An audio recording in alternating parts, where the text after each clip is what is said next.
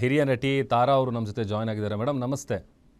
ಅಪ್ಪ ನಮಸ್ತೆನು ಮೇಡಮ್, ರಾಜು ತಾಳಿಕೋಟೆ ಅವರು ಹಾರ್ಟ್ ಅಟ್ಯಾಕಿಂದ ಕೊನೆಯುಸಿರೆಳೆದಿದ್ದಾರೆ. ಮೊದಲಿಗೆ ಏನು ಹೇಳ್ತೀರಿ ಮೇಡಮ್? ರಾಜು ಅಣ್ಣನ ಜೊತೆ ನಾನು ಹೆಚ್ಚು ಸಿನಿಮಾ ಮಾಡಿಲ್ಲ, ಆದ್ರೆ ರಾಜಾರಾಣಿ ಫಸ್ಟ್ ಸೀಸನ್ ಅಲ್ಲಿ ಅವರು ಅವರ ಇಬ್ಬರು ಶ್ರೀಮತಿಯವರೊಂದಿಗೆ ನಮ್ಗೆ ಪ್ರೋಗ್ರಾಮ್ ಅಲ್ಲಿ ಪಾಲ್ಗೊಂಡಿದ್ರು. ತುಂಬಾ ತುಂಬಾ ಒಳ್ಳೆ ಕಲಾವಿದ, ಒಳ್ಳೆ ಒಂಥರ ವಾಯ್ಸ್. ನಾವು ಮೊನ್ನೆ ಅಷ್ಟೇ ಯಶವಂತ್ ಸರ್ ದೇಶಪಾಂಡೆಯನ್ನ ಕಳ್ಕೊಂಡಿದೀವಿ. ಅವ್ರಿಗೂ ಇವ್ರಿಗೂ ತುಂಬಾ ಸಾಮ್ಯತೆ ಇತ್ತು. ಅಂದ್ರೆ ಒಂದೇ ಊರವರು, ಭಾಷೆ ಅದೇ ತರ, ಸ್ವರ ಅದೇ ತರ. ಬಟ್ ಒಂಥರ ಆಶ್ಚರ್ಯ ಅನಿಸ್ತು, ಇದೇನಪ್ಪ ಅಂತ ಹೇಳಿ. ಬಟ್ ತುಂಬಾ ಕಷ್ಟಜೀವಿ, ಅಂದ್ರೆ ಶ್ರಮಜೀವಿ. ಜಮೀನು ಮಾಡ್ತಿದ್ರು, ಅಲ್ಲಿ ಅವರು ರೈತರ ಆಗಿ ದುಡಿತಾ ಇದ್ರು, ಈ ಕಡೆ ಕಲಾವಿದರ ಕೆಲಸ ಮಾಡ್ತಿದ್ರು, ರೈಟರ್ ಆಗಿದ್ರು ಇವ್ರುನು. ಸಕಲ ಇವರು ಕೂಡ ಸಕಲ ಕಲಾ ವಲ್ಲಭ, ಒಂಥರ ರಂಗಭೂಮಿ ಹಿನ್ನೆಲೆ ಇರುವಂತವ್ರು. ತುಂಬಾ ಆಕ್ಟಿವ್ ಆಗಿದ್ದಂತ ಮನುಷ್ಯ. ಒಂಥರ ಅನ್ನಿಸ್ತು.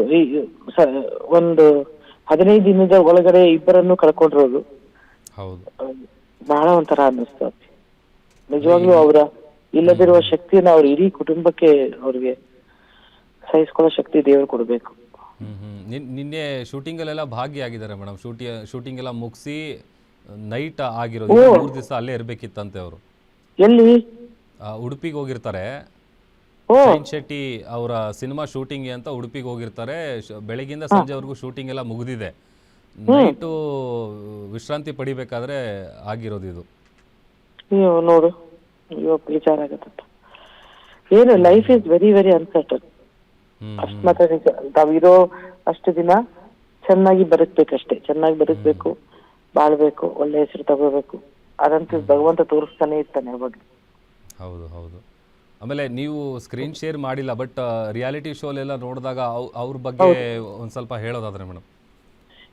ತುಂಬಾ ತುಂಬಾ ಖುಷಿ ಆಗ್ತಿತ್ತು ಅವ್ರ ಬಗ್ಗೆ ಮಾತಾಡ್ಬೇಕಾದ್ರೆ. ತಮ್ಮಿಬ್ಬರ ಹೆಂಡತಿಯರನ್ನ ಕರ್ಕೊಂಡ್ ಬಂದು, ರಾಜಾರಾಣಿ ಗಂಡ ಹೆಂಡತಿ ಶೋ, ತಮ್ಮಿಬ್ಬರ ಹೆಂಡತಿಯರನ್ನು ಜನಕ್ಕೆ ಪರಿಚಯ ಮಾಡಿಸಿ ಏನ್ ಆಕ್ಟಿವ್ ಆಗಿ ಪಾಲ್ಗೊಳ್ತಾ ಇದ್ರು ಅಂದ್ರೆ, ಅವ್ರ ಜೊತೆ ಕಾಂಪೀಟ್ ಮಾಡ್ತಿರೋರೆಲ್ಲ ನಾಚ್ಕೊಳ್ಳೋರು.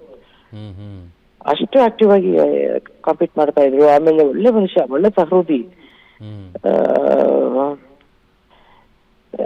ಏನೋ ಕರೋ ಅದೇ ನನ್ಗೆ ಸಡನ್ ಆಗಿ ಅದೇ ವಿಚಾರ ಗೊತ್ತಾಗಿದ ತಕ್ಷಣ, ಅಯ್ಯೋ ಯಶವಂತ್ ಸರ್ ದೇಶಪಾಂಡೆ ಇವರಿಬ್ರು ಒಂದೇ ತರ ಇದ್ರು, ಒಂದೇ ಹೈಟು, ಒಂದೇ ಇದು, ಒಂದೇ ಭಾಗದವರು ಅಂತೆಲ್ಲ ಅನ್ನಿಸ್ಬಿಡ್ತು ನನಗೆ.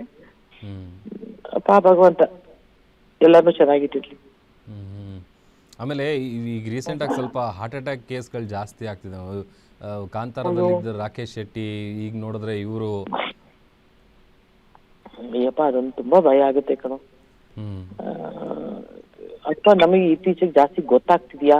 ಯಾಕಂದ್ರೆ ಮೀಡಿಯಾಗಳೆಲ್ಲ ಅಷ್ಟೊಂದು ಆಕ್ಟಿವ್ ಆಗಿರೋದ್ರಿಂದ ಹೆಚ್ಚು ನಮಗ್ ಗೊತ್ತಾಗ್ತಿದೆಯೋ ಅಥವಾ ನಿಜವಾಗ್ಲೂ ಹೆಚ್ಚು ಆಗಿದೆಯೋ ನನಗೆ ಅರ್ಥ ಆಗ್ತಿಲ್ಲ. But very scaring. ನಮಗೆ ನಮ್ ಇಂಟೇಕ್ ಇದೆಯಲ್ಲ ಊಟದ್ದೇ, ನಾವು ಬಹಳ ಕಲ್ತಿ ಊಟವನ್ನ ಮಾಡ್ತಾ ಇದೀವಿ. ಅಂದ್ರೆ ನನ್ನ ತಾಯಿಗಿರೋಷ್ಟು ಆರೋಗ್ಯ ಶಕ್ತಿ ನಮಗಿರೋದಿಲ್ಲ. ಈಗ ನನ್ನ ಮಕ್ಕಳ ಬಗ್ಗೆ ಭಯ ಆಗ್ತಿದೆ. ಯಾಕಂದ್ರೆ ನಮಗೆ ಸಿಗ್ತಾ ಇರೋ ಆಹಾರ, ನಮಗೆ ಸಿಗ್ತಾ ಇರೋ ಒಂದಿದು ನಿಜವಾಗ್ಲೂ ಎಂಥ ಬೆರಕೆಯನ್ನ ತಿಂತಾ ಇದೀವಿ ಅಂತಂದ್ರೆ ನಮಗ್ ಭಯ ಆಗುತ್ತೆ.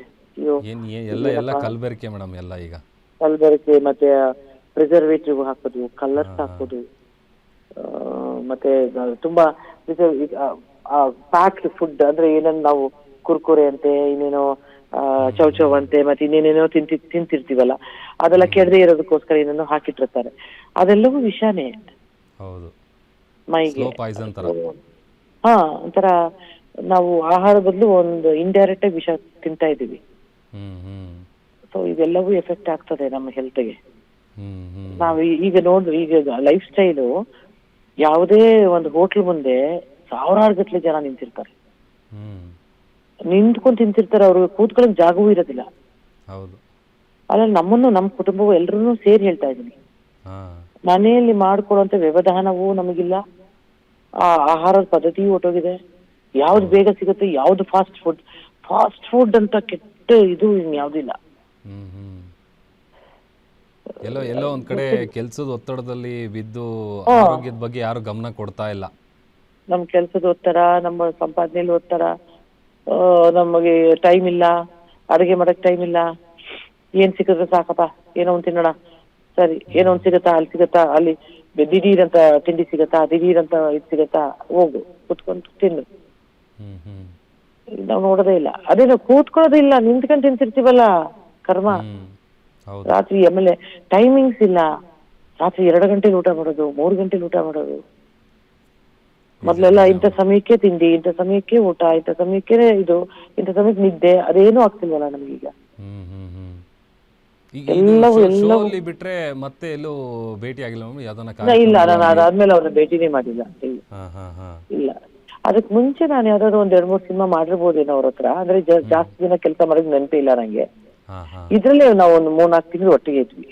ಹ್ಮ್ ಸೊ ಅದು ಗೊತ್ತಿತ್ತು ನಂಗೆ. ಓಕೆ. ಒಳ್ಳೆ ಮನುಷ್ಯ ಕಣ್ರಿ. ಕೊನೆದಾಗ ಅವ್ರ ಅಭಿಮಾನಿಗಳಿಗೆ, ಅವ್ರ ಕುಟುಂಬಸ್ಥರಿಗೆಲ್ಲ ನಿಜವಾಗ್ಲೂ ಅವ್ರ ಕುಟುಂಬಸ್ಥರಿಗೆ, ಅಭಿಮಾನಿಗಳಿಗೆ ಖಂಡಿತ ಅವರ ಇಲ್ಲದ ಒಂದು ದುಃಖವನ್ನು ತಡೆಯುವ ಶಕ್ತಿ ಭಗವಂತ ಕೊಡಬೇಕು. ನಮಗೆ ಮಾಧ್ಯಮದವರಿಗೆ ಮತ್ತೆ ಪತ್ರಿಕಾದವರಿಗೆ, ಅಂದ್ರೆ ನಿಜವಾಗ್ಲೂ ಯಾವುದೇ ಒಂದು ಕಲಾವಿದ ಹೋದ್ರು ಕೂಡ ತಮ್ಮ ಕಷ್ಟ, ತಮ್ಮ ಮನೆಯಲ್ಲಿ ಏನೋ ಒಂದು ಇದಾಗಿದೆ ಅಂತ ನೀವು ಸುದ್ದಿನ ಬಿತ್ತರಿಸೋದಿದೆಯಲ್ಲ, ಅದೊಂದು ನಿಮ್ಗೆ ಹೇಗೆ ನಾವು ಥ್ಯಾಂಕ್ಸ್ ಹೇಳ್ಬೇಕು ನನಗೆ ಗೊತ್ತಿಲ್ಲ ಅಪ್ಪಿ. ನಿಮ್ಗೆಲ್ರಿಗೂ ತುಂಬಾ ತುಂಬಾ ಥ್ಯಾಂಕ್ಸ್. ಬಟ್ ಅವ್ರಿಗೆ ಅವ್ರ ಆತ್ಮಕ್ಕೆ ಶಾಂತಿ ಸಿಗ್ಲಿ ಅಂತ ಮಾತ್ರ ಬೇಡ್ಕೊಳಕ್ ಸಾಧ್ಯ ಅಷ್ಟೇ ಈಗ. Okay okay, thank you Tara madam, guarantee news ಜೊತೆ ಮಾತಾಡೋದಕ್ಕೆ ಥ್ಯಾಂಕ್ ಯು ವೆರಿ ಮಚ್.